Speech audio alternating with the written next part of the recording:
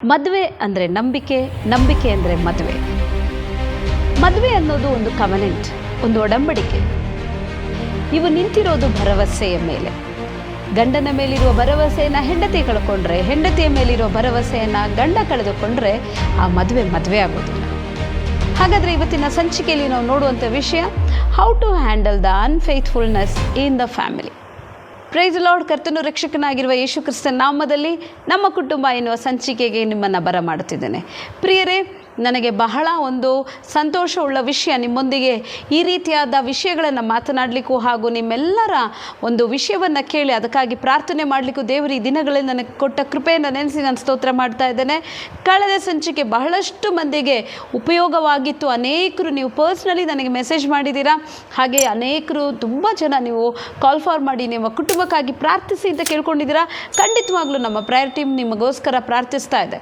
Okay ಪ್ರಿಯರೇ, ಇವತ್ತಿನ ಸಂಚಿಕೆ ಅದು ಹೇಳುವುದಕ್ಕಿಂತ ಮುಂಚೆ ನಾವು ನೋಡುವಂಥ ಒಂದು ವಿಷಯ, ಯಾವುದೋ ಒಂದು ತಂದೆ ತಾಯಿಗೆ ಎಲ್ಲಿಯೋ ಹುಟ್ಟಿದಂಥ ಒಂದು ಹುಡುಗ ಮತ್ತು ಒಂದು ಹುಡುಗಿ ಇಬ್ಬರನ್ನು ತಂದು ಮದುವೆ ಎನ್ನುವಂತಹ ಬಂಧನದಲ್ಲಿ ಬಿಟ್ಟಾಗ ತಂದೆ ತಾಯಿಗಳು ಸೇಫ್ ಫೀಲ್ ಮಾಡ್ತಾರೆ. ಅಂದರೆ ನನ್ನ ಮಗಳು ಇಷ್ಟು ದಿನ ಎಲ್ಲಿ ಹೋಗ್ತಾಳೆ, ಯಾರ ಜೊತೆ ಹೋಗ್ತಾಳೆ, ಯಾರ ಜೊತೆ ಮಾತಾಡ್ತಾಳೆ ಎಂಬುದಾಗಿ ಬಹು ಎಚ್ಚರಿಕೆಯಿಂದ ಜೋಪಾನ ಮಾಡಿಕೊಂಡಂಥ ತಂದೆ ತಾಯಿಗಳು ಇವತ್ತು ಈ ಮದುವೆ ಎನ್ನುವ ಆಚಾರ ಮುಗಿದ ನಂತರ ಗಂಡನ ಜೊತೆಗೆ ಕಳಿಸಿಕೊಡುವಂಥ ಪದ್ಧತಿಯನ್ನು ನೋಡ್ತೇವೆ. ಅದು ಬೇರೆ ಏನೂ ಅಲ್ಲ, ಟ್ರಸ್ಟ್, ನಂಬಿಕೆ. ಯಾಕೆಂದರೆ ನಮ್ಮ ಮದುವೆಗಳು ಒಂದು ದೊಡ್ಡ ಆಧಾರ, ಅಂದರೆ ನಮ್ಮ ಮದುವೆಗಳ ಒಂದು ದೊಡ್ಡ ಒಂದು ಅಡಿಪಾಯ ಅಂದರೆ ಅದು ನಂಬಿಕೆ ಆಗಿದೆ. ಯಾಕೆಂದರೆ ಈ ಮದುವೆಯನ್ನು ಮಾಡಿದೆ, ಅದನ್ನು ಸ್ಥಾಪಿಸುವುದೇ ಯೇಸು ಸ್ವಾಮಿಯಾಗಿದ್ದಾರೆ. ಪ್ರಿಯರೇ, ಇವತ್ತು ನಾವು ನೋಡ್ತಾ ಇದ್ದೇವೆ ಅನೇಕ ಮದುವೆಗಳು ಅನೇಕ ಕಾಲಗಳ ನಂತರ ಅಥವಾ ತಿಂಗಳುಗಳ ನಂತರ ಈ ಟ್ರಸ್ಟ್ ಅನ್ನೋದನ್ನ ಕಳ್ಕೊಂಡು ಬಹಳ ಒಂದು ಗಾಳಿಪಟದ ಹಾಗೆ ನೆಲೆ ನಿಲ್ಲದೆ ನಿಂತಿರುವಂಥ ಅವಸ್ಥೆನ ನಾವು ನೋಡ್ಬೋದು. ಹಾಗಾದರೆ ಪ್ರಿಯರೇ, ಇವತ್ತು ನಾವು ನೋಡುವಂಥ ವಿಷಯ, ಇವತ್ತು ಮತ್ತು ಬರುವ ಸಂಚಿಕೆಯಲ್ಲಿ ನಾವು ನೋಡುವಂಥ ವಿಷಯ, ಮ್ಯಾರೇಜಲ್ಲಿ ಬರುವಂಥ ಅನ್ಫೇತ್ಫುಲ್ನೆಸ್. ಅಂದರೆ ನಾವು ನೋಡ್ಬೋದು ನಂಬಿಗಸ್ತಕ್ಕೆ ಇಲ್ಲದೆ ಇರುವುದು. ಯಾವುದರಿಂದೆಲ್ಲ ಬರುತ್ತೆ, ಹೇಗೆ ಬರುತ್ತೆ, ಕಾರಣಗಳೇನು, ಅದನ್ನು ಹೇಗೆ ಹ್ಯಾಂಡ್ಲ್ ಮಾಡ್ಬೋದು, ಒಂದು ಗಂಡನಾಗಿ ಒಂದು ಹೆಂಡತಿಯಾಗಿ ನಮ್ಮ ಪಾತ್ರಗಳೇನು, ಮದುವೆಯನ್ನು ಕಟ್ಟುವುದರಲ್ಲಿ, ಮನೆಯನ್ನು ಕಟ್ಟುವುದರಲ್ಲಿ ನಮ್ಮ ಪಾತ್ರಗಳೇನೆಂಬುದಾಗಿ ನೋಡ್ಲಿಕ್ಕೆ ಹೋಗೋಣ. ಪ್ರಿಯರೇ, ನಾವು ನೋಡ್ದೋ ಮದುವೆ ಅನ್ನುವಂಥ ಒಂದು ಕಾರ್ಯ ಅದು ಯೇಸು ಸ್ವಾಮಿಯಿಂದ ಸ್ಥಾಪಿತವಾದದ್ದು. ಅದು ಬೇರೆ ಏನೂ ಅಲ್ಲ, ಬಹಳ ಒಂದು ಕ್ಯೂರಿಯಾಸಿಟಿ ನಮ್ಮ ಮ್ಯಾರೇಜ್ದು ಮ್ಯಾಕ್ಸ್ ಕಲೀಲಿಕ್ಕೆ 1+1 ಅದು ಆ್ಯಕ್ಚುಲಿ ನಾವು ನೋಡ್ತೇವೆ 2 ಎಂಬುದಾಗಿ. ಆದರೆ ನಮ್ಮ ಮ್ಯಾರೇಜ್ನಲ್ಲಿ ಹಾಗಲ್ಲ, 1+1 = 1. ಅಂದರೆ ಒಂದೇ ಶರೀರವಾಗಿ ಮಾರ್ಪಡಿಸ್ತಾರೆ. ಹಾಗಾದರೆ ಇವರಿಬ್ಬರು ಇಬ್ಬರಲ್ಲ, ಇವತ್ತಿನಿಂದ ಇವರು ಒಬ್ಬರೇ ಆಗಿದ್ದಾರೆ, ಒಂದೇ ಶರೀರವಾಗಿದೆ ಎಂಬುದಾಗಿ ಹೇಳಿ ಡಿಕ್ಲರೇಷನ್ ಕೊಡುವಂಥದ್ದೇ ಮ್ಯಾರೇಜ್ ಆಗಿದೆ. ಹಾಗಾದರೆ ಪ್ರಿಯರೇ, ಈ ಮ್ಯಾರೇಜಲ್ಲಿ ಒಬ್ಬರು ಹಿಡ್ಕೊಂಡು ನಿಂತ್ಕೊಳ್ಳುವುದಕ್ಕೆ ಕಾರಣ ಏನೆಂದರೆ ಅವರ ಒಬ್ಬರ ಮೇಲೆ ಇಟ್ಟಂಥ ಒಂದು ವಿಶ್ವಾಸ ಅಥವಾ ನಂಬಿಕೆ. ಈ ದಿನಗಳಲ್ಲಿ ನಾವು ನೋಡ್ಬೋದು, ಈ ನಂಬಿಕೆ ಅನ್ನೋದು, ವಿಶ್ವಾಸ ಎನ್ನುವುದು ಆಗಾಗ ಕಾಣದೇ ಇರುವಂಥ ವಿಷಯ. ಅನೇಕ ವಿಷಯಗಳಿಂದ, ಅನೇಕ ಸಮಸ್ಯೆಗಳಿಂದ ಮನೆಗಳಿಗೆ ಪೆಟ್ಟು ಬೀಳ್ತಿದೆ, ಕುಟುಂಬದ ಮೇಲೆ ಪೆಟ್ಟು ಬೀಳ್ತಿದೆ. ಅಂದರೆ ಅರ್ಥ, ಈ ಒಂದು ಭರವಸೆ ಎನ್ನುವಂಥ ಪಿಲ್ಲರ್ಗೆ ಪೆಟ್ಟು ಬೀಳ್ತಿದೆ. ಆ ಪಿಲ್ಲರ್ ವೀಕ್ ಆದರೆ ಯಾವಾಗ ಬೇಕಾದರೂ ಆ ಬಿಲ್ಡಿಂಗ್ ಬೀಳುವ ಸಾಧ್ಯತೆ ಇದೆ. ಹಾಗಾದರೆ ಪ್ರಿಯರೇ, ಇವತ್ತು ನಾವು ನೋಡುವಂಥದ್ದು ಯಾವುದೆಲ್ಲ ಕಾರಣಗಳಿಂದ ಅನ್ಫೇತ್ಫುಲ್ನೆಸ್ ಬರುತ್ತೆ. ಒಂದು ಕುಟುಂಬದಲ್ಲಿ ಗಂಡ ಹೆಂಡತಿಯರು ಸಂತೋಷವಾಗಿರಬೇಕಾದ್ರೆ ಅನ್ಫೇತ್ಫುಲ್ನೆಸ್ ಬರಲಿಕ್ಕೆ ಕಾರಣ ಏನು? ಅನ್ಫೇತ್ಫುಲ್ನೆಸ್ ಅನ್ನೋದಾದರೆ ಅನೇಕ ವಿಧದಲ್ಲಿ ನಾವು ನೋಡ್ಬೋದು. ಒಂದು ರಿಲೇಷನ್ಶಿಪ್ಪಲ್ಲಿ ನಾವು ನೋಡ್ಬೋದು, ಸಂಬಂಧಗಳಲ್ಲಿ ಸರಿಯಾಗಿ ಇಲ್ಲದೆ ಇರೋದು, ನಂಬಿಗಸ್ತರಾಗಿಲ್ಲದೆ ಇರೋದು. ಇನ್ನೊಂದು ಹಣದ ವಿಷಯದಲ್ಲಿ ನಂಬಿಗಸ್ತರಾಗಿಲ್ಲದೆ ಇರೋದು, ಸುಳ್ಳುಗಳನ್ನು ಹೇಳುವುದು, ಮತ್ತು ಲೈಂಗಿಕ ವಿಷಯದಲ್ಲಿ ನಂಬಿಗಸ್ತರಾಗಿಲ್ಲದೆ ಇರೋದು, ಮತ್ತು ಅವರಿಗೆ ಕೊಡಲ್ಪಟ್ಟಂಥ ರೆಸ್ಪಾನ್ಸಿಬಿಲಿಟಿಯ ವಿಷಯದಲ್ಲಿ ನಂಬಿಗಸ್ತರಾಗಿಲ್ಲದಿರೋದು. ಹಾಗಾದರೆ ಪ್ರಿಯ, ಇದನ್ನೆಲ್ಲ ಸೇರಿಸಿ ನಾನು ಹೇಳ್ತಾ ಇದ್ದೇನೆ ಅನ್ಫೇತ್ಫುಲ್ನೆಸ್ ಇನ್ ಮ್ಯಾರೇಜ್. ಹಾಗಾದರೆ ನಾವು ನೋಡ್ಬೋದು ಏನಾಗಿರ್ಬೋದು ಕಾರಣ, ಏನು ಕಾರಣಕ್ಕಾಗಿ ಈ ಅನ್ಫೇತ್ಫುಲ್ನೆಸ್ ಬರುತ್ತೆ, ಯಾಕೆ ಒಬ್ರಿಗೊಬ್ಬರು ಹೊಂದಾಣಿಕೆ ಹೋಗ್ಲಿಕ್ಕೆ ಆಗೋದಿಲ್ಲ, ಏನು ರೀಸನ್ ಇರ್ಬೋದು. ಸೊ ನಾವು ನೋಡ್ತೇವೆ, ಯಾಕೆಂದರೆ ಅನೇಕ ಕೌನ್ಸಿಲಿಂಗ್ ಅನೇಕರು ಬರುವಾಗ ನಾವು ಕೇಳುವಂಥದ್ದು, ಗಂಡನಾದವನು ಹೆಂಡತಿಯನ್ನು ದೂರ್ತಾನೆ, ಹೆಂಡತಿ ಆದವಳು ಗಂಡನನ್ನು ದೂರ್ತಾನೆ. ಫ್ರಮ್ ದ ಡೇ 1 ಕೌಂಟಿಂಗ್ ಇರುತ್ತೆ. ಎಷ್ಟು ವರ್ಷಗಳಾಗಿದ್ರೂ ಪರವಾಗಿಲ್ಲ, ಇವರು ಹೀಗೆ ಹೇಳಿದ್ದಕ್ಕೆ ನಾನು ಹೀಗೆ ಮಾಡಿದೆ, ಹೀಗೆ ಮಾಡಿದ್ದೀನಿ, ಹೀಗೆ ಮಾಡಿದೆ. ಈಗ ಅನೇಕ ರೀತಿಯಾದ ಅವರದ್ದೇ ಆದಂತಹ ಅನೇಕ ರೀಸನ್ಸ್ಗಳನ್ನ ಕೊಡ್ತಾರೆ. ಆದರೆ ಆ್ಯಕ್ಚುಲಿ ನೀನು ನೋಡಬೇಕಾಗಿದ್ದು ರಿಯಲ್ ರೀಸನ್ ಏನು, ಏನೋ ಬೇರೆ ರೀಸನ್ ಇದೆ ಇದಕ್ಕೆ. ಇದನ್ನು ಇವ್ರು ಹೇಳುವಂತಹ ನೆಪಗಳು, ಅವ್ರು ಕೊಡುವಂತಹ ಕಾರ್ಯಗಳು ಅದು ಮೇಲೆ ಕಾಣುವಂಥದ್ದು, ಆದರೆ ಒಳಗಡೆ ತಳಭಾಗದಲ್ಲಿ ಯಾವುದೋ ಒಂದು ಗಟ್ಟಿಯಾದ ರೀಸನ್ಸ್ ಇದೆ. ಪ್ರಿಯರೇ, ನಾನು ಈ ದಿನಗಳಲ್ಲಿ ರಿಜೆಕ್ಷನ್ ಎಂಬ ಟಾಪಿಕನ್ನು ತಗೊಳ್ತಾ ಇದ್ದೇನೆ. ರಿಜೆಕ್ಷನ್ ಎನ್ನುವುದು ನಾವು ಮನುಷ್ಯರಾದ ಮೇಲೆ ಹುಟ್ಟಿದ ಗರ್ಭದಲ್ಲಿ ಇರುವಾಗದಿಂದ ನಾವು ಈಗ ಇರುವ ಪ್ರೆಸೆಂಟ್ ಇರುವ ತನಕ ನಾವು ಒಂದಲ್ಲ ಒಂದು ರೀತಿಯಿಂದ ಅನೇಕರಿಂದ ನಿರಾಕರಿಸಲ್ಪಡ್ತಾ ಇದ್ದೇವೆ. ಸೊ ರಿಜೆಕ್ಷನ್ ಎನ್ನುವುದು ಆ ಗರ್ಭದಲ್ಲಿ ಇರುವಾಗದಿಂದ ಶಿಶುಪ್ರಾಯದವರೆಗೆ ಯಾವುದಾದ್ರೂ ಮಕ್ಕಳುಗಳು ಹೆಚ್ಚಾಗಿ ರಿಜೆಕ್ಷನ್ಸ್ಗೆ, ಅಪಹಾಸ್ಯಕ್ಕೆ, ನಿಂದನೆಗೆ, ಅವಮಾನಗಳಿಗೆ ಗುರಿಯಾಗಿದ್ದರೆ ಖಂಡಿತವಾಗ್ಲೂ ನಾನು ಹೇಳ್ತೇನೆ, ಅಂಥವರ ಕುಟುಂಬ ಏನಿದೆ ಅದು ಒಂದು ದೃಢತೆಯಾಗಿ ನಿಲ್ಲೋದಿಲ್ಲ. ಅವರ ಒಳಗಡೆ ಈ ಅನ್ಫೇತ್ಫುಲ್ನೆಸ್ ಬರುವಂಥದ್ದಾಗಿದೆ. ಸೊ ನಾನು ಹೇಳ್ಬೋದು ರಿಜೆಕ್ಷನ್ ಒಂದು ರೂಟ್ ಕಾಸ್ ಆಗಿರ್ಬೋದು. ಯಾಕೆಂದರೆ ಇವರ ಮ್ಯಾರೇಜ್ ಲೈಫಲ್ಲಿ ಅವರು ಫೇತ್ಫುಲ್ನಾಗಿ ನಡ್ಕೊಳ್ಳಿಕ್ಕೆ ಅಥವಾ ಇರುವಂಥ ಕಮಿಟ್ಮೆಂಟಿಗೆ ಅವರು ಸರಿಯಾಗಿ ನಡೀಲಿಕ್ಕಾಗೋದಿಲ್ಲ. ಹಾಗಾದರೆ ನಾನು ಇವತ್ತು ಕೆಲವೊಂದು ಕಾರಣಗಳನ್ನು ನಿಮ್ಮೊಂದಿಗೆ ಹೇಳ್ತೇನೆ, ಯಾಕೆ ಅನ್ಫೇತ್ಫುಲ್ನೆಸ್ ಬರುತ್ತೆ. ಸೊ ನಾನು ಹೇಳ್ಬೋದು ಎಲ್ಲವೂ ಎಲ್ಲ ಕುಟುಂಬದಲ್ಲಿ ಇರುವುದಿಲ್ಲ, ಯಾವುದಾದ್ರೂ ಒಂದಿರುತ್ತೆ. ದಯವಿಟ್ಟು ನೀವು ಇದನ್ನು ಹಿಡಿದು ನನ್ನ ಕುಟುಂಬದಲ್ಲಿ ಯಾವುದಿದೆ ಅಂತ ಹುಡುಕಕ್ಕೆ ಹೋಗಬೇಡಿ. ನಮ್ಮ ಕುಟುಂಬದಲ್ಲಿ ಏನಿದೆ ಅಂತ ದೇವ್ರನ್ನ ಕೇಳಿ ಅದನ್ನು ನಾವು ಸಾಲ್ವ್ ಮಾಡೋಕ್ಕೆ ಬಂದಿದ್ದೇವೆ ವಿನಃ ಚೆನ್ನಾಗಿರುವ ಕುಟುಂಬವನ್ನು ಹುಡುಕ್ಲಿಕ್ಕೆ ಹೋಗಬೇಡಿ. ನನ್ನ ಒಂದು ಆಸೆ, ನಮ್ಮ ಬೆರಾಕ ಸಭೆ ಒಂದು ಆಸೆ ಏನಂದರೆ ನಮ್ಮ ಎಲ್ಲ ಕ್ರಿಸ್ತೀಯ ಕುಟುಂಬಗಳು ಚೆನ್ನಾಗಿ ಕಟ್ಟಿ ಬೆಳೆದು ಒಂದು ಸಂತೋಷವುಳ್ಳಂಥ ಕುಟುಂಬಗಳಾಗಿ ಒಂದು ತೋಟಗಳ ರೀತಿಯಲ್ಲಿ ಬೆಳಿಬೇಕು. ನಮ್ಮ ಒಳಗಡೆಯಿಂದ ಆರೋಗ್ಯಕರವಾದ ಮಕ್ಕಳುಗಳು ಈಚೆ ಬರಬೇಕು, ಪರಿಶುದ್ಧವಾದ ಸಂತತಿ ಈ ಲೋಕದಲ್ಲಿ ಬರಬೇಕೆನ್ನುವುದೇ ನಮ್ಮ ಆಸೆ ಆಗಿದೆ. ಆದುದರಿಂದ ಪ್ರಿಯರೇ, ದಯವಿಟ್ಟು ನೀವು ಇದನ್ನು ನಿಮ್ಮ ಆರೋಗ್ಯಕರವಾದ ರೀತಿಯಲ್ಲಿ ತೆಗೆದುಕೊಳ್ಳ್ರಿ ಅಂತ ಹೇಳ್ತಾ ಇದ್ದೇನೆ. ಓಕೆ, ನಾವೀಗ ಬರುವಂಥ ಕಾರ್ಯ ಏನೆಂದರೆ ಅನ್ಫೇತ್ಫುಲ್ನೆಸ್ಗೆ ಇರುವಂಥ ಕಾರಣಗಳೇನು. ಮೊದಲನೇದಾಗಿ ಕೋಪ, ಹೆಚ್ಚಾದಂಥ ಕೋಪಗಳು, ಆ ಕೋಪದಿಂದ ಬರುವಂಥ ಪರಿಣಾಮಗಳು ಇದು ಅನ್ಫೇತ್ಫುಲ್ನೆಸ್ಗೆ ಒಂದು ಕಾರಣವಾಗುತ್ತೆ. ಮತ್ತು ಅವರು ತೆಗೆದುಕೊಂಡ ಒಡಂಬಡಿಕೆಯನ್ನು ಸರಿಯಾಗಿ ಪಾಲಿಸ್ತಾ ಇರೋದು. ಯಾಕೆ ಅಂತ ಹೇಳಿದ್ರೆ ಇಬ್ಬರು ಕೂಡ ಒಡಂಬಡಿಕೆಯನ್ನು ತೊಗೊಂಡಿರ್ತಾರೆ. ಒಬ್ಬರನ್ನ ಮಾತ್ರ ನಾನಿಲ್ಲಿ ಮಾತನಾಡ್ತಾ ಇಲ್ಲ. ಒಂದು ಪುರುಷ, ಒಂದು ಸ್ತ್ರೀ ಅವರು ಮದುವೆ ಒಳಗಡೆ ಪ್ರವೇಶಿಸುವಾಗ ದೇವರ ಸಮಕ್ಷಮದಲ್ಲೂ ಪರಿಶುದ್ಧಾತ್ಮನ ಸನ್ನಿಧಿಯಲ್ಲೂ ದೇವದೂತರಗಳ ಮಧ್ಯದಲ್ಲಿ, ದೇವರ ಒಂದು ಸಾನ್ನಿಧ್ಯದ ಮಧ್ಯದಲ್ಲಿ, ದೇವ ಮಕ್ಕಳ ಮಧ್ಯದಲ್ಲಿ, ಸಭೆಯ ಒಳಗಡೆ ಸಭಾಪಾಲಕರ ಮಧ್ಯದಲ್ಲಿ ತೆಗೆದುಕೊಳ್ಳುವ ಒಂದು ಒಡಂಬಡಿಕೆ ಇದೆ. ಆ ಒಡಂಬಡಿಕೆ ಏನಂದರೆ, ನೀನು ಸುಖದ ಕಷ್ಟದಲ್ಲೂ ದುಃಖದಲ್ಲೂ ಎಲ್ಲ ಅವಸ್ಥೆಯಲ್ಲೂ ನಾನು ನಿನ್ನ ಜೊತೆ ಇರ್ತೇನೆ. ಈ ಒಂದು ಒಡಂಬಡಿಕೆಯನ್ನು ಪಾಲಿಸದೇ ಇರೋದು ಅನ್ಫೇತ್ಫುಲ್ನೆಸ್ಗೆ ಒಂದು ರೀಸನ್ ಆಗಿದೆ. ನೀವು ನೋಟ್ ಮಾಡಿ ಇಟ್ಕೊಳ್ರಿ, ಆ್ಯಂಗರ್ ಇರ್ಬೋದು, ನಾಟ್ ಫಾಲೋಯಿಂಗ್ ದ ಕವನೆಂಟ್ ಇರ್ಬೋದು, ಲೋ ಸೆಲ್ಫ್ ಎಸ್ಟೀಮ್. ನಾನು ಇದನ್ನು ಆಗಲೇ ಹೇಳಿದ್ದೀನಿ. ಒಂದು ವ್ಯಕ್ತಿ ಒಳಗಡೆ ತನಗಿರುವಂಥ ಗೌರವ ಒಂದು ಕುಗ್ಗಿ ಹೋಗಿದ ರೀತಿಯಲ್ಲಿ, ಆತನು ಕುಗ್ಗಿ ಹೋದ ಅವಸ್ಥೆ ಅಥವಾ ಆಕೆಯು ಕುಗ್ಗಿ ಹೋದ ಅವಸ್ಥೆ. ಇದಕ್ಕೆ ನಾನು ಹೇಳಿದ್ದೀನಿ already. Root cause is rejection. Rejected people ಏನು ಮಾಡಿರ್ತಾರೆ, ಅವರಿಗೆ ಯಾವಾಗಲೂ ತನ್ನ ಬಗ್ಗೆ ಒಂದು ಕೀಳು ಅರಿಮೆ ಇರುತ್ತೆ. ಆ ಅರಿಮೆ ಅವರನ್ನು ಏನು ಮಾಡುತ್ತೆ ಅಂತ ಹೇಳಿದ್ರೆ ಆಗಾಗ ಚುಚ್ಚಿ ತೋರಿಸ್ತಾ ಇರುತ್ತೆ. ನಿನ್ನ ಕೀಳು ಮಾಡ್ತಿದ್ದಾರೆ, ನಿನಗೆ ರೆಸ್ಪೆಕ್ಟ್ ಇಲ್ಲ. ಸೊ ಅದೇನಾಗೋಗುತ್ತೆ, ಆ ಕುಟುಂಬದಲ್ಲಿ ಅವರು ಸಂತೋಷ ಪಡಲಿಕ್ಕಾಗಲ್ಲ. ಅನ್ಫೇತ್ಫುಲ್ನೆಸ್ ಇನ್ ರಿಲೇಷನ್ಶಿಪ್ಪಲ್ಲಿ ಆ ಒಂದು ಕಾರಣವಾಗಿ ಮಾರ್ಪಡುತ್ತೆ. ಲ್ಯಾಕ್ ಆಫ್ ಲವ್ ಅನ್ನು ನೋಡ್ಬೋದು, ಪ್ರೀತಿ ಇಲ್ಲದೆ ಇರೋದು. ಆಬ್ವಿಯಸ್ಲಿ ಎಲ್ಲ ಸಂಬಂಧಗಳ ಕೊಂಡಿ ಅದೇನಾಗಿದೆ ಅಂದರೆ ಪ್ರೀತಿಯಾಗಿದೆ. ಈ ಪ್ರೀತಿ ಒಂದು ಕುಟುಂಬದಲ್ಲಿ ಎಲ್ಲರನ್ನ ಸೇರಿಸಿಡುವಂಥ ಒಂದು ಕೊಂಡಿ. ಇದೇ ಇಲ್ಲ ಅಂತ ಹೇಳಿದ್ರೆ ಖಂಡಿತವಾಗ್ಲೂ ಆ ಕುಟುಂಬ ನಿಲ್ಲಲಿಕ್ಕೆ ಸಾಧ್ಯ ಇಲ್ಲ. ಆಮೇಲೆ ಅದು ಮಾತ್ರ ಅಲ್ಲದೆ ಲೋ ಕಮಿಟ್ಮೆಂಟ್. ತಾನು ತೆಗೆದುಕೊಂಡ ಒಡಂಬಡಿಕೆಗೆ ಏನು ಸರಿಯಾದ ರೀತಿಯಲ್ಲಿ ಕಮಿಟ್ಮೆಂಟ್ ಇಲ್ಲದೆ ಇರುವುದು ಮತ್ತು ವೆರೈಟೀಸನ್ನು ಆಶಿಸುವುದು. ಏನು ಒಂದೇ ರೀತಿ, ಒಂದೇ ಫ್ಯಾಮಿಲಿ, ಒಂದು ಮನೆಗೆ ಬರೋದು, ಅದೇ ಗೋಳು, ಇದೆಲ್ಲ ನನಗೆ ಬೇರೆ ಬೇಕು ಎಂಬುದಾಗಿ ಆಸೆಯಿಂದ ತಿರುಗುವಂಥ ಒಂದು ಮನೋಭಾವನೆ ಇರೋರು ಮನೆಯಲ್ಲಿ ಅನ್ಫೇತ್ಫುಲ್ ಆಗಿರ್ತಾರೆ. ಸೆಕ್ಷುವಲ್ ಡಿಸೈರ್ಸ್, ಒಂದು ಪಾರ್ಟ್ನರಿಂದ, ದೇವರು ಇಡಲ್ಪಟ್ಟಂತಹ ಪಾರ್ಟ್ನರಿಂದ ಲೈಂಗಿಕ ಸುಖವನ್ನು ಅನುಭವಿಸದೆ ಬೇರೆ ಕಡೆಗೆ ತಿರುಗುವಂಥ ಅವಸ್ಥೆ, ಅದು ಕೂಡ ಬಲವಾದ ಒಂದು ಅನ್ಫೇತ್ಫುಲ್ನೆಸ್ ಆಗಿದೆ. ಅಷ್ಟು ಮಾತ್ರ ಅಲ್ಲ, ಸಂಬಂಧಗಳನ್ನು ಕಾಪಾಡಿಕೊಳ್ಳಲಿಕ್ಕೆ ಬರದಿರೋದು. ಲ್ಯಾಕ್ ಆಫ್ ಎಮೋಷನಲ್ ಕನೆಕ್ಷನ್ ಎಂಬುದಾಗಿ ಹೇಳ್ತೇವೆ. ಭಾವನೆಗಳಿಂದ ಕನೆಕ್ಟ್ ಆಗೋದಿಲ್ಲ. ತನ್ನ ಸುಖವನ್ನೇ ಸೆಲ್ಫಿಶ್ ಆಗಿ ತನ್ನ ಕಾರ್ಯಗಳನ್ನು ತಾನು ನೋಡ್ಕೊಳ್ಳೋದು, ಇನ್ನೊಬ್ಬರ ಒಂದು ಭಾವನೆಗೆ ಸ್ಪಂದಿಸದೇ ಇರೋದು. ಹೀಗೆ ನಾನು ಹೇಳ್ತಾ ಹೋದರೆ ಅನೇಕ ಕಾರಣಗಳು ಈ ಅನ್ಫೇತ್ಫುಲ್ನೆಸ್ಸಿಗೆ ಬರುತ್ತೆ. ಇನ್ನೊಂದು ಭಯ. ನಾನು ಈಗ ಸತ್ಯವನ್ನು ಹೇಳಿದ್ರೆ ಸುಳ್ಳುಗಳನ್ನು ಹೇಳ್ಕೊಂಡು ಬರ್ತಾರೆ. ಸತ್ಯವನ್ನು ಹೇಳಿದ್ರೆ ಎಲ್ಲಿ ನನ್ನ ಅವರು ಕೋಪ ಮಾಡ್ಕೊಳ್ತಾರೋ, ಎಲ್ಲಿ ನನ್ನ ಬಗ್ಗೆ ತಪ್ಪಾಗಿ ತಿಳ್ಕೊಳ್ತಾರೋ ಎನ್ನುವಂಥ ಭಯ, ಆ ಫಿಯರಿಂದ ಇವರು ಏನು ಮಾಡ್ತಾರೆ, ಸುಳ್ಳುಗಳನ್ನ ಹೇಳಲಿಕ್ಕೆ ಪ್ರಾರಂಭಿಸ್ತಾರೆ. ಆ ಸುಳ್ಳುಗಳು ಅನ್ಫೇತ್ಫುಲ್ ಆಗಿರುತ್ತೆ. ಖಂಡಿತವಾಗ್ಲೂ ಹೇಳ್ತೀವಿ, ಲೈಯಿಂಗ್ ಈಸ್ ಅನ್ ಅನ್ಫೇತ್ಫುಲ್ನೆಸ್. ಸೊ ಯಾವತ್ತೇ ಆಗಲಿ ಸುಳ್ಳು ಬಹಳಷ್ಟು ದಿನ ನಿಲ್ಲೋದಿಲ್ಲ. ಒಂದು ದಿನ ಶಕ್ತವಾಗಿ ಈಚೆ ಬರುತ್ತೆ, ಅವತ್ತು ಭಯಂಕರ ಸ್ಫೋಟ ಆಗುತ್ತೆ. ಅವತ್ತಾಗುವಂಥ ಆಘಾತಕ್ಕೆ ನೀವೇ ಕಾರಣರಾಗಿರ್ತೀರ. ಹಾಗಾದರೆ ಪ್ರಿಯರೇ, ಅನ್ಫೇತ್ಫುಲ್ನೆಸ್ಗೆ ನಾನು ಅನೇಕ ಕಾರಣಗಳನ್ನ ಕೊಟ್ಟೆ. ನಾನು ಈ ಎಲ್ಲ ಕಾರಣಗಳಲ್ಲೂ 3 ಕಾರಣಗಳನ್ನು ಮೇಯ್ನಾಗಿ ಫೋಕಸ್ ಮಾಡಿ ಮಾತನಾಡಲಿಕ್ಕೆ ಬಯಸ್ತಾ ಇದ್ದೇನೆ. ದಯವಿಟ್ಟು ನಿಮ್ಮ ಕುಟುಂಬಕ್ಕಾಗಿ ನೀವು ಹೆಚ್ಚಾಗಿ ಪ್ರಾರ್ಥಿಸಬೇಕಾಗಿದೆ. ಸೊ ನೋಡ್ರಿ, ನಮ್ಮ ಎಲ್ಲ ಪರಿಶ್ರಮದಿಂದಲೋ ನಮ್ಮ ಕಾರ್ಯಗಳಿಂದ ನಮ್ಮ ಕುಟುಂಬವನ್ನು ಜಯಿಸಿಕೊಂಡು ಹೋಗ್ಲಿಕ್ಕೆ ಆಗೋದಿಲ್ಲ. ಯಾಕೆ ಅಂತ ಹೇಳಿದ್ರೆ ನಾವು ನೋಹನ ಕಾಲದಲ್ಲಿ ಜೀವಿಸ್ತಾ ಇದ್ದೇವೆ. ಪಾಪವು ಹೆಚ್ಚಾಗಿ ಹರಿದಿದೆ. ಎಲ್ಲಿ ಬೇಕಾದರೂ ಏನು ಬೇಕಾದರೂ ಮಾಡ್ಬೋದು. ಮೊಬೈಲನ್ನು ಇಟ್ಕೊಂಡು ನಾವು ಎಲ್ಲಿ ಯಾರೊಂದಿಗೆ ಬೇಕಾದರೂ ಕನೆಕ್ಷನ್ ಇಟ್ಕೊಳ್ಬೋದು. ಆ ರೀತಿಯಾದ ಅವಸ್ಥೆಗಳಲ್ಲಿ ಜೀವಿಸ್ತಾ ಇದ್ದೇವೆ ನಾವು.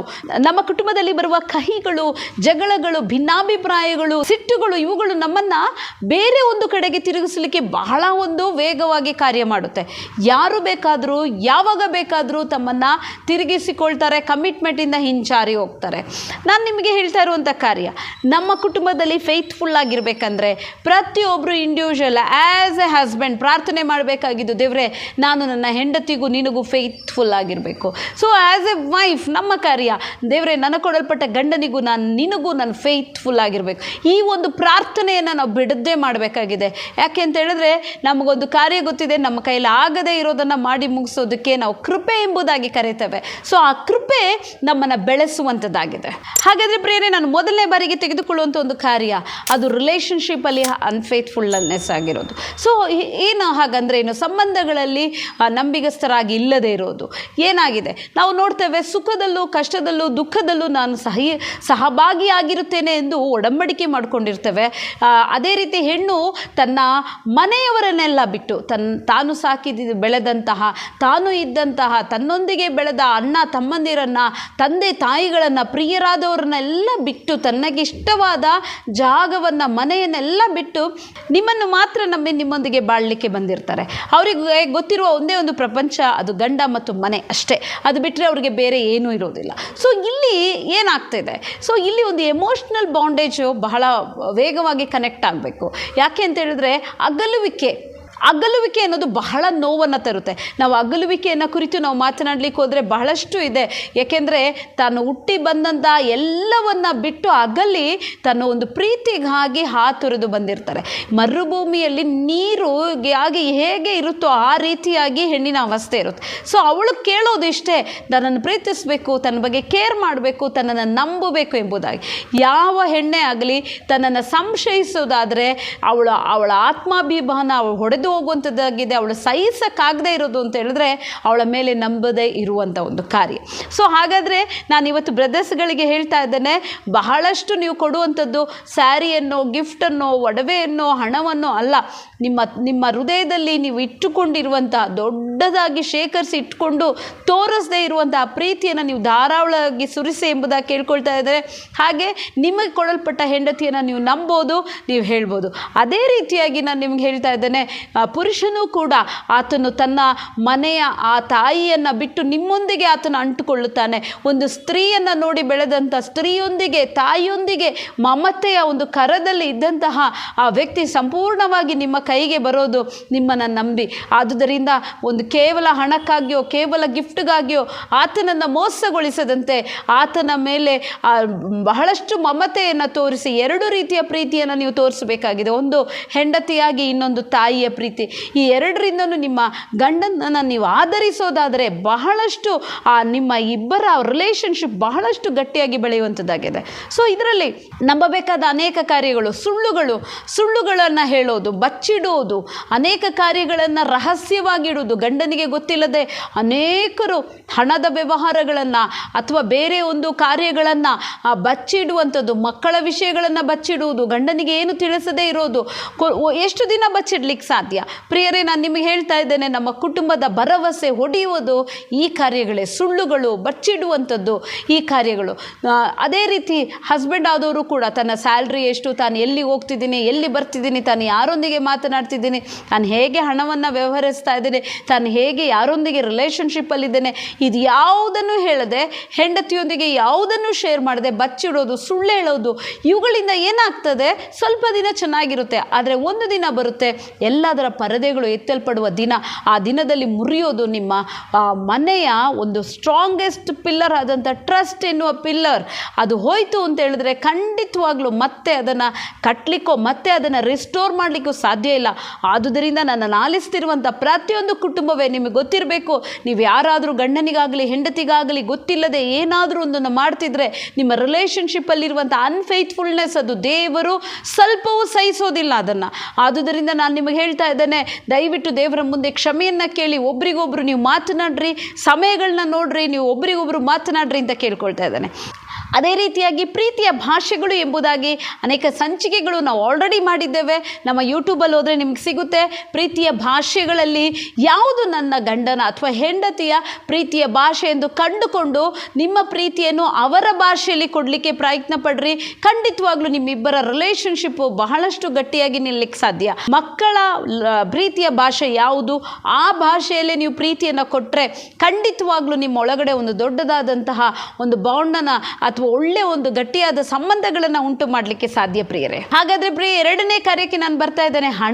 ಹಣದಲ್ಲಿ ಅನ್ಫೇತ್ಫುಲ್ ಆಗಿರೋದು ಬಹಳಷ್ಟು ಈ ದಿನಗಳಲ್ಲಿ ಇಬ್ಬರು ದುಡಿಯೋದ್ರಿಂದ ಇದು ಬಹಳಷ್ಟು ಹೆಚ್ಚಾಗಿ ನಾವು ಕಾಣುವಂಥ ವಿಷಯ. ನಾವು ಒಂದು ಪಾರದರ್ಶಕವಾದಂಥ ಜೀವಿತವನ್ನು ನಡೆಸಬೇಕು. ಗಂಡನಿಗೆ ಹೆಂಡತಿಗೆ ಗಂಡನು ಅಕೌಂಟೇಬಲ್ ಆಗಿರಬೇಕು.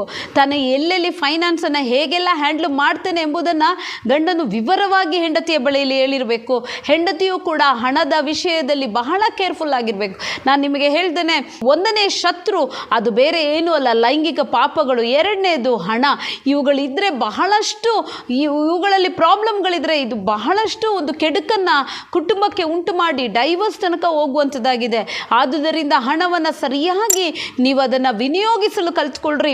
ಇಬ್ಬರು ಕೂತ್ಕೊಳ್ರಿ. ನಿಮ್ಮಲ್ಲಿ ಒಂದು ಬಜೆಟಿಂಗ್ ಇರಬೇಕು. ನಿಮ್ಮ ಕುಟುಂಬದಲ್ಲಿ ಎಷ್ಟು ಖರ್ಚಿದೆ, ಎಷ್ಟು ಉಳಿತಾಯ ಇದೆ, ಎಷ್ಟು ಆದಾಯ ಇದೆ, ನಾವೇನು ಮಾಡಬೇಕು, ಆ ಉಳಿತಾಯಕ್ಕೆ ಹಾಕುವ ಯೋಜನೆಗಳೇನು, ನಾವೇನು ಹೇಗೆಲ್ಲ ಮಾಡ್ಬೋದು ಎಂಬುದನ್ನು ಇಬ್ಬರೂ ಕೂತು ನೀವು ಮಾಡಬೇಕಾಗಿದೆ. ಒಬ್ಬರ ಕೈಯಲ್ಲಿ ಕೊಟ್ಟು ಹ್ಯಾಂಡ್ಲ್ ಮಾಡೋದಲ್ಲ. ನೀವು ಮೊದಲನೇದಾಗಿ ದಶಮ ಭಾಗವನ್ನು, ದೇವರ ಭಾಗವನ್ನು ಸಪ್ರೇಟ್ ಮಾಡಿದ ಮೇಲೆ ನಿಮ್ಮ ಕೈಯಲ್ಲಿ ಇರುವ ಹಣದಿಂದ ನೀವು ಹೇಗೆ ಕುಟುಂಬಗಳನ್ನು ವ್ಯವಹರಿಸೋದು ಅಂತ ಇಬ್ಬರು ಕುರಿತು ಮಾಡಬೇಕು. ಇದನ್ನು ನಾನು ಮಸ್ಟ್ ಆ್ಯಂಡ್ ಶುಡ್ ಆಗಿ ಹೇಳ್ತೇನೆ. ಒಬ್ಬರನ್ನ ನೀವು ಹೈಡ್ ಮಾಡಬೇಡ್ರಿ. ನನಗೆ ಬಹಳ ಒಂದು ವಿಚಿತ್ರ ಅನ್ನಿಸುವಂಥ ವಿಷಯವನ್ನು ನಾನು ಹೇಳ್ತೇನೆ. ಬ್ರದರ್ಸ್ಗಳು, ನೀವು ನನ್ನ ಮೇಲೆ ಕೋಪ ಮಾಡ್ಕೊಳ್ಬೇಡ್ರಿ. ನಾನು ಯಾವಾಗಲೂ ಹೇಳ್ತೇನೆ, don't be a super man, be a normal man. ನಾವು ಸೂಪರ್ ಮ್ಯಾನ್ಗಳನ್ನ ನೋಡ್ತೇವೆ. ಸೂಪರ್ ಮ್ಯಾನ್ಗಳು ಏನು ಮಾಡ್ತಾರೆ ಅಂದರೆ, ತನ್ನ ಮನೆಯವರಿಗೆ ಗೊತ್ತಾಗಬಾರ್ದು, ತಾನೇನು ಕೆಲಸ ಮಾಡ್ತಿದ್ದೀನಿ ಅಂತ ಗೊತ್ತಾಗಬಾರ್ದು, ಅವನು ಎಲ್ಲವನ್ನು ಒದಗಿಸ್ತಾ ಇರ್ತಾನೆ. ಆದರೆ ಅವನು ಬೇರೆಯವರಿಗೆಲ್ಲ ನ್ಯಾಯವನ್ನು ಒದಗಿಸ್ತಾನೆ, ತನಗೆ ತಾನು ಅನ್ಯಾಯ ಮಾಡ್ಕೊಳ್ತಾ ಇರ್ತಾನೆ. ತಾನು ಹಾದು ಹೋಗುವ ಮುಳ್ಳಿನ ಹಾದಿಗಳು, ಪ್ರಯಾಸಗಳು ಯಾವುದು ಯಾರಿಗೂ ಗೊತ್ತಾಗಬಾರ್ದು ಅಂತ ಮುಚ್ಚುಮರೆ ಮಾಡ್ತಾನೆ. ಸೊ ನಾನೇ ನೋಡಿದ್ದೇನೆ, ನಮ್ಮಲ್ಲಿ ಕೆಲಸ ಮಾಡುವಂತಹವರು, ಅವರು ಗ್ರೂಪ್ ಡಿ ಆಗಿ ಕೆಲಸ ಮಾಡ್ತಾರೆ. ಅವರ ಮಗಳು ಒಳ್ಳೆಯದಾಗಿ ಓದಿಸಿದ್ದಾರೆ, ಆದರೆ ಅವರ ಮಗಳಿಗೆ ಹೇಳಲೇ ಇಲ್ಲ ಗ್ರೂಪ್ ಡಿ ಆಗಿ ಕೆಲಸ ಮಾಡ್ತೇನೆ ಅಂತ. ಯಾಕೆಂದರೆ ಅವ್ರು ಹೇಳೋದು ಇದೆ, ನನ್ನ ಮಗಳು ನನ್ನ ಬಗ್ಗೆ ಚೀಪಾಗಿ ತಿಳ್ಕೊಂಡ್ರೆ. ಸೊ ಇದೆಲ್ಲ ರಾಂಗ್ ಆಗಿರುವಂಥ ಕಾರ್ಯ. ದಯವಿಟ್ಟು ನಾನು ಹೇಳ್ತೇನೆ, ನಿಮ್ಮ ಹೆಂಡತಿಗಾಗಲಿ ಮಕ್ಕಳಿಗಾಗಲಿ ಯಾವುದನ್ನು ಮುಚ್ಚಿಡಬೇಡ್ರಿ. ನೀವು ಧೈರ್ಯವಾಗಿರ್ರಿ, ಕಾಮನ್ ಮ್ಯಾನ್ ಆಗಿರಲಿ, ಸಿಂಪಲ್ ಮ್ಯಾನ್ ಆಗಿರ್ರಿ. ದಾವೀದನ ತಗೊಳ್ರಿ. ಸತ್ಯವೇದದಲ್ಲಿ ನೋಡ್ತೇವೆ, ರಾಜನಾಗಿದ್ದರೂ ಕೂಡ ಆತನು ಆರ್ಡಿನರಿ ಮನುಷ್ಯನಾಗಿ, ಈಸಿ ಅವೈಲೇಬಿಲಿಟಿ ಇರುವ ಮನುಷ್ಯನಾಗಿದ್ದ. ಹಾಗಾದರೆ ನಾವು ಹೇಳೋದು, ನಾವು ಯಾವುದೇ ಪೋಸ್ಟಲ್ಲಿದ್ದರೂ ಕೂಡ ನಮ್ಮ ಹೆಂಡತಿ ಅಥವಾ ನಮ್ಮ ಕುಟುಂಬದವರಿಗೆ ನಾವು ಅವೈಲೇಬಲ್ ಆಗಿರಬೇಕು. ಅದೇ ಥರ ಯಾವ ಮುಚ್ಚುಮರೆ ಇಲ್ಲದೆ ತೆರೆದ ಮುಖವಾಗಿರಬೇಕು. ಹಣಕಾಸಿನ ವಿಷಯದಲ್ಲಾದರೂ ಸರಿ, ರಿಲೇಷನ್ಶಿಪ್ ವಿಷಯದಲ್ಲಿ, ನಿಮ್ಮ ಜಾಬಿನ ವಿಷಯ, ನಿಮ್ಮ ಯಾವುದೇ ವಿಷಯವಾದರೂ ಸರಿ, ನೀವು ಅದನ್ನು ಕೂತು ಫ್ಯಾಮಿಲಿ ಟೈಮಲ್ಲಿ ತಂದು ಅದನ್ನು ಮುಂದೆ ಇಟ್ಟು ನೀವು ಪ್ರಾರ್ಥನೆಗಾಗಿ ಕೇಳೋದಾದರೆ ಖಂಡಿತವಾಗ್ಲೂ ಅವರು ನಿಮಗೆ ಸಹಕಾರಿಯಾಗಿರ್ತಾರೆ. ಯಾಕೆಂದರೆ ನಿಮಗಾಗಿ ಕೊಡಲ್ಪಟ್ಟಿದ್ದು ಸಹಪಾಠಿ ಅಥವಾ ಸಹಕಾರಿ, ಹೆಲ್ಪ್ ಮೇಟ್ ಆಗಿದೆ. ಸೊ ನಿಮ್ಮನ್ನು ಅದು ಚುಚ್ಚೋದಿಲ್ಲ, ಬಿಟ್ಟೋಗೋದಿಲ್ಲ, ಭಯ ಪಡಬೇಡ್ರಿ. ಸ್ಟಾರ್ಟಿಂಗಿಂದಲೇ ಈ ರೀತಿಯಾಗಿ ಪಳಗ್ರಿ. ನನಗೆ ಗೊತ್ತಿರೋ ಹಾಗೆ ಸ್ಟಾರ್ಟಿಂಗಲ್ಲಿ ಏನೂ ಹೇಳೋದಿಲ್ಲ, ತಲೆ ಮೇಲೆ ಇಟ್ಟು ಮೆರೆಸ್ತೀರಾ, ಎಲ್ಲವನ್ನು ತಂದು ಕೊಡ್ತೀರಾ, ಸಾಲಗಳನ್ನು ಮಾಡ್ತೀರಾ, ಹೇಳೋದಿಲ್ಲ. ಕೊನೆಗೆ 2, 3, 4 ವರ್ಷಗಳಾದಮೇಲೆ ಸಾಲ ಜಾಸ್ತಿ ಆದಾಗ ಒಂದು ದಿನ ನೀವು ಹೇಳಬೇಕಾಗುತ್ತೆ, ಅವತ್ತು ನಿನ್ನ ಹೆಂಡತಿ ನಿನ್ನವನ್ನು ಬಿಟ್ಟು ಹೋಗುವಂಥ ಅವಸ್ಥೆಗಳಿರುತ್ತೆ. ಆದ್ದರಿಂದ ನಾನು ಹೇಳ್ತಾ ಇದ್ದೇನೆ, ಪ್ರತಿಯೊಂದು ಬ್ರದರ್ಸ್ಗಳು, don't be a super man, be a normal man. ನೀವು ನಮ್ಮ ಸ್ತ್ರೀಯರಿಗೆ ಬೇಕಾಗಿದ್ದೊಂದು ನಾರ್ಮಲ್ ಮ್ಯಾನ್, ಸೂಪರ್ ಮ್ಯಾನ್ ಬೇಕಾಗಿಲ್ಲ. ಆದುದರಿಂದ ನೀವು ಓಪನ್ ಆಗಿರ್ರಿ, ಹಣದ ವ್ಯವಹಾರಗಳಲ್ಲಿ ಕ್ಲಿಯರ್ ಆಗಿರ್ರಿ, ಒಬ್ರಿಗೊಬ್ರು ಹಂಚ್ಕೊಳ್ರಿ. ಇವತ್ತು ನಾನು ಭಾಳ ಸಂತೋಷವುಳ್ಳವಳಾಗಿದ್ದೇನೆ. ನಮ್ಮ ಕುಟುಂಬದಲ್ಲಿ ನಾವು ಮಾಡುವ ಒಂದು ಕಾರ್ಯ, ನಾವು ಬಜೆಟ್ ಹಾಕ್ತೇವೆ, ಒಂದೊಂದು ತಿಂಗಳಿಗೂ ಬಜೆಟ್ ಹಾಕ್ತೇವೆ, ಇಬ್ಬರು ಕೂತು ಡಿಸ್ಕಸ್ ಮಾಡ್ತೇವೆ. ಎಲ್ಲೂ ಹಣವನ್ನು ಮಿಸ್ ಆಗಲಿಕ್ಕೋ, ತಪ್ಪಾದ ರೀತಿಯಲ್ಲಿ ಉಪಯೋಗಿಸ್ಲಿಕ್ಕೋ, ವೇಸ್ಟ್ ಆಗಲಿಕ್ಕೋ ಬಿಡದೆ ನಾವು ಒಂದು ನೀಟಾದ ರೀತಿಯಲ್ಲಿ ನಾವು ಪ್ಲ್ಯಾನಿಂಗನ್ನು ಮಾಡಿ ಇಬ್ಬರು ಕೂತು ಯಾವುದೇ ಹೈಡ್ ಆ್ಯಂಡ್ ಸೀಕ್ ಇಲ್ಲದೆ ನಾವು ನಡೆಸೋರಾಗಿದ್ದೇವೆ. ಆದ್ದರಿಂದ ನಮ್ಮ ಅನುಭವದಿಂದ ನಿಮ್ಗೆ ಹೇಳ್ತಾ ಇದ್ದೇವೆ, ಒಬ್ಬರಿಗೊಬ್ರು ಪಾರದರ್ಶಕತೆಯನ್ನು ಇಟ್ಕೊಳ್ರಿ ಅಂತ ಕೇಳ್ಕೊಳ್ತಾ ಇದ್ದೇನೆ. ಕೊನೆಯದಾಗಿ ಸ್ವಲ್ಪ ಹೇಳಿ ನಾನು ನಿಲ್ಲಿಸ್ತಾ ಇದ್ದೇನೆ, ಅದಾಗಿದೆ ಅಡಲ್ಟ್ರಿ ಇನ್ ಮ್ಯಾರೇಜ್. ನಾವು ನೋಡ್ಬೋದು, ವ್ಯಭಿಚಾರ, ಎಕ್ಸ್ಟ್ರಾ ಮ್ಯಾರಿಟಲ್ ಅಫೇರ್ಸ್ಗಳು ದೇವರು ಹೆಚ್ಚಾಗಿ ವಿರೋಧಿಸುವಂಥ ಒಂದೇ ಒಂದು ಕಾರ್ಯ ಅಂದರೆ ಈ ವ್ಯಭಿಚಾರ ಆಗಿದೆ. ಹಾಗಾದರೆ ಪ್ರಿಯರೇ, ನಾವು ಇದನ್ನು ಬಿಬ್ಲಿಕಲ್ ಗ್ರೌಂಡಲ್ಲಿ ನೋಡೋಣ. ಸೊ ಇದನ್ನು ಹೇಗೆ ಹ್ಯಾಂಡ್ಲ್ ಮಾಡೋದು, ಈ ಎಲ್ಲ ಅನ್ಫೇತ್ಫುಲ್ನೆಸ್ನಿಂದ ನಾವು ಹೇಗೆ ಹೊರಗಡೆ ಬರೋದು ಎಂಬುದಾಗಿ ನಾನು ಬರುವ ಸಂಚಿಕೆಯಲ್ಲಿ ಹೇಳೋಳಾಗಿದ್ದೇನೆ. ಸೊ ಸೆಕ್ಷುವಲ್ ಇಮ್ಮಾರಲಿಟಿ ಎಂಬುದಾಗಿ ಕೇಳ್ಬೋದು. ನಾವು ನೋಡೋದಾದರೆ ಯೇಸು ಸ್ವಾಮಿ ಮತ್ತಾಯನು ಬರೆದ ಸುವಾರ್ತೆ 5ನೇ ಅಧ್ಯಾಯ 32ನೇ ವಾಕ್ಯದಲ್ಲಿ ಈ ರೀತಿಯಾಗಿ ಹೇಳಲ್ಪಟ್ಟಿದೆ, ಆದರದ ಕಾರಣದಿಂದಲ್ಲದೆ ಯಾರು ಹೆಂಡತಿಯನ್ನು ಬಿಡುವ ಹಾಗಿಲ್ಲ. ಅಂದರೆ ವಿಚ್ಛೇದನಕ್ಕೆ ದೇವರು ಎದುರಾಗಿದ್ದರು. ಯಾವತ್ತು ಯೇಸು ತ್ಯಾಗಪತ್ರ ಅಂದರೆ ಡೈವೋರ್ಸನ್ನು ಸಪೋರ್ಟ್ ಮಾಡಿದ್ದೇ ಅಲ್ಲ. ಒಂದು ರೂಮಿನ ಒಳಗಡೆ ಇಬ್ಬರ ಗಂಡ ಹೆಂಡತಿಯನ್ನು ಹಾಕಿದರೆ ಬಾಗಿಲು ಮುಚ್ಚಿಯೇ ಇರಬೇಕು. ಸೊ ಅದನ್ನು ಓಪನ್ ಅಂತ ಹೇಳಿದ್ರೆ ಡೈವರ್ಸ್ ಅಂದರೆ ಬಾಗಿಲು ಬಿಚ್ಚು ಅವ್ರನ್ನ ಫ್ರೀಯಾಗಿ ಕಳಿಸೋದು. ಯೇಸು ಸ್ವಾಮಿ ಹೇಳಿದ್ರು, ಇಲ್ಲ, ಯಾವ ಕಾರಣಕ್ಕೂ ಇವರಿಬ್ಬರು ಬೇರೆ ಆಗಬಾರ್ದು. ಆದರೆ ಒಂದೇ ಒಂದು ಕಾರಣ, ಆದರದ ಕಾರಣ, ವ್ಯಭಿಚಾರದ ಕಾರಣದಿಂದ ನೀವು ಆ ಬಾಗಿಲನ್ನು ತೆರೆದು ಒಬ್ಬಳನ್ನ ಕಳಿಸ್ಬೋದು. ಹಾಗಾದರೆ ಯೋಚನೆ ಮಾಡಿರಿ, ಯೇಸು ಸ್ವಾಮಿ ಎಷ್ಟು ಈ ವ್ಯಭಿಚಾರವನ್ನು ಹೇಟ್ ಮಾಡ್ತಿದ್ರು. ಸೊ ಇದಾಗಿದೆ ಸೋಲ್ ಟು ಸೋಲ್ ಟೈ ಎಂಬುದಾಗಿ ಹೇಳ್ತೇವೆ, ಅಥವಾ ಬಾಡಿ ಶರೀರದಿಂದ ಮನಸ್ಸಿನಿಂದ ಮಾಡುವ ಒಂದು ಪಾಪ. ದೇವರು ಅವರಿಗಾಗಿ ಕೊಡಲ್ಪಟ್ಟ ಒಂದು ಸ್ತ್ರೀ ಅಥವಾ ಪುರುಷ ಇದ್ದಾಗ, ಜೀವಂತವಾಗಿದ್ದಾಗ, ಅವ್ರಿಗೆ ಗೊತ್ತಿದ್ದೋ ಗೊತ್ತಿಲ್ಲದೆಯೋ ಕದ್ದು ಮುಚ್ಚಿ ಬೇರೆಯೊಬ್ಬರೊಂದಿಗೆ ವಾಲಂಟ್ರಿ ಆಗಿ ಅವರ ಇಷ್ಟ ಪ್ರಕಾರವಾಗಿ ಫೋನುಗಳ ಮೂಲಕವೋ ವಾಟ್ಸಪ್ಗಳ ಮೂಲಕವೋ ಶಾರೀರಿಕವಾಗಿಯೋ ಮಾತುಗಳ ಮುಖಾಂತರವೋ ಸಂಬಂಧಗಳನ್ನು ಇಟ್ಕೊಂಡ್ರೆ ಆಲ್ ಟುಗೆದರ್ ಕಮ್ಸ್ ಅಂಡರ್ ವ್ಯಭಿಚಾರ.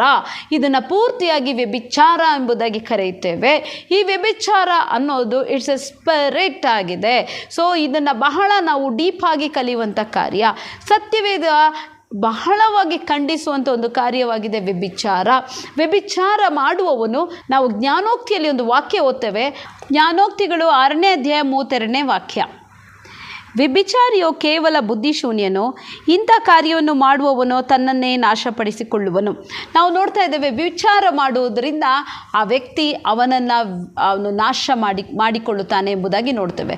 ಅದೇ ರೀತಿ ಇಬ್ರಿಯರಿಗೆ ಬರೆದ ಪತ್ರಿಕೆ 13ನೇ ಅಧ್ಯಾಯದಲ್ಲಿ ನಾವು ನೋಡ್ತೇವೆ, 4ನೇ ವಾಕ್ಯ, ಗಂಡ ಹೆಂಡರ ಸಂಬಂಧವು ನಿಷ್ಕಳಂಕವಾಗಿರಬೇಕು, ಜಾರರಿಗೂ ವ್ಯಭಿಚಾರಿಗಳಿಗೂ ದೇವರು ನ್ಯಾಯವನ್ನು ತೀರಿಸುವನೆಂದು ತಿಳಿದುಕೊಳ್ಳಿರಿ. ನಾವು ನೋಡುವಂಥ ಕಾರ್ಯ ಸತ್ಯವೇದ ಸ್ಪಷ್ಟವಾಗಿ ಹೇಳ್ತಾ ಇದೆ, ಗಂಡ ಹೆಂಡರ ಸಂಬಂಧ ನಿಷ್ಕಪಟವಾಗಿರಬೇಕು, ಅವರಲ್ಲಿ ಯಾವುದೇ ಮುಚ್ಚುಮರೆಗಳು, ಬೇರೆ ಒಂದು ಸಂಬಂಧಗಳು ಇರಬಾರದು. ಒಂದು ವೇಳೆ ಆ ರೀತಿಯಾದಂಥ ಕಾರ್ಯಗಳಿದ್ದರೆ ದೇವರು ಮುಯ್ಯನ್ನು ತೀರಿಸುವೆನು, ಅವರಿಗೆ ದೇವರು ಶಿಕ್ಷೆಯನ್ನು ಕೊಡುವನು ಎಂಬುದಾಗಿ ಬರೆಯಲ್ಪಟ್ಟಿದೆ. ಹಾಗಾದರೆ ಪ್ರಿಯರೇ, ಬರುವ ಸಂಚಿಕೆಯಲ್ಲಿ ನಾವು ಮದುವೆಯಲ್ಲಿ ಬರುವಂತಹ ಈ ಎಕ್ಸ್ಟ್ರಾ ಮ್ಯಾರಿಟಲ್ ಅಫೇರ್ಸ್ಗಳು ಅಥವಾ ಕುಟುಂಬದಲ್ಲಿ ಬರುವಂತಹ ಈ ರೀತಿಯಾದ ತಪ್ಪಾದ ಸಂಬಂಧಗಳು ಯಾಕೆ ಬರುತ್ತೆ, ಯಾವ ರೀತಿಯಲ್ಲಿ ಬರುತ್ತೆ, ಇದರ ಹಿಂದೆ ಕಾರಣಗಳೇನು ಮತ್ತು ಇದರಿಂದ ಹೇಗೆ ಹೊರಬರಬಹುದು ಎಂಬುದರ ಕುರಿತು ನಾನು ಮಾತನಾಡಲಿಕ್ಕೆ ಹೋಗ್ತಾ ಇದ್ದೇನೆ. ಸೊ ಅದೇ ರೀತಿಯಾಗಿ ಹೋಲ್ ಟುಗೆದರ್ ಅನ್ಫೇತ್ಫುಲ್ಲಾಗಿ ನಿಮಗೆ ಯಾರಾದರೂ ಹಸ್ಬೆಂಡ್ಗಳಿದ್ದರೆ, ಅನ್ಫೇತ್ಫುಲ್ಲಾಗಿ ಯಾರಾದರೂ ವೈಫ್ಗಳಿದ್ದರೆ, ದಯವಿಟ್ಟು ಅವರನ್ನು ನೀವು ಪ್ರಾರ್ಥನೆಯಲ್ಲಿ ಮುಂದೆ ಇಡ್ರಿ. ಅವರನ್ನು ನಿಮ್ಮ ಬಾಯಿಂದ ನೀವು ಹ್ಯಾಂಡ್ಲು ಮಾಡಬೇಡ್ರಿ, ನಿಮ್ಮ ಕೈಯಿಂದ ಆಗೋದಿಲ್ಲ. ನೀವು ಹ್ಯಾಂಡ್ಲು ಮಾಡಿದ್ರೆ ಚಿಕ್ಕ ಗಾಯವನ್ನು ಕೆರೆದುಕೊಂಡಂಗೆ ದೊಡ್ಡದಾಗುತ್ತಾ ಬರುತ್ತೆ, ಅಲ್ಸರ್ ಆಗುತ್ತೆ. ಅದರಿಂದ ನಾನು ಹೇಳ್ತಾ ಇದ್ದೇನೆ, ದಯವಿಟ್ಟು ಆ ರೀತಿಯಾಗಿ ನಿಮ್ಮ ಮನೆಗಳಲ್ಲಿ ನಿಮ್ಮಲ್ಲಿ ಯಾರಾದರೂ ಇದ್ದರೆ ನೀವು ಆ ವ್ಯಕ್ತಿಯನ್ನು ತಂದು ಯೇಸುವಿನ ಬಳಿಗೆ ಕೊಟ್ಟು ಪ್ರಾರ್ಥನೆ ಮಾಡಿರಿ. ಬರುವ ಸಂಚಿಕೆಯಲ್ಲಿ ಇದರ ವಿಷಯವನ್ನು ಕುರಿತು ಇನ್ನೂ ಹೆಚ್ಚಾಗಿ ಗಮನಿಸೋಣ. ಅಲ್ಲಿವರೆಗೂ ಗಾಡ್ ಬ್ಲೆಸ್ ಯು. ದೇವರು ನಿಮ್ಮನ್ನು ಆಶೀರ್ವದಿಸಲಿ. ಹೊಸ ಸಂಚಿಕೆಯೊಂದಿಗೆ ಬರುವ ವಾರ ನಿಮಗೆ ಸಿಗ್ತೇನೆ. ಹಾಗೆ ಈ ಸಂಚಿಕೆಯನ್ನು ಪ್ರತಿಯೊಬ್ಬರಿಗೂ ಕಳಿಸ್ರಿ. ಹಾಗೆ ನಿಮ್ಮ ಎಲ್ಲರ ಅಭಿಪ್ರಾಯಗಳನ್ನು ಕಮೆಂಟ್ ಬಾಕ್ಸಲ್ಲಿ ತಿಳಿಸ್ರಿ. ನಿಮ್ಮ ಪ್ರಾರ್ಥನಾ ಮನವಿಯನ್ನು ಕೆಳಗೆ ಕಾಣುವ ನಂಬರಿಗೆ ತಿಳಿಸ್ರಿ ಎಂಬುದಾಗಿ ಕೇಳ್ಕೊಳ್ತಾ ಇದ್ದೇನೆ. God bless you.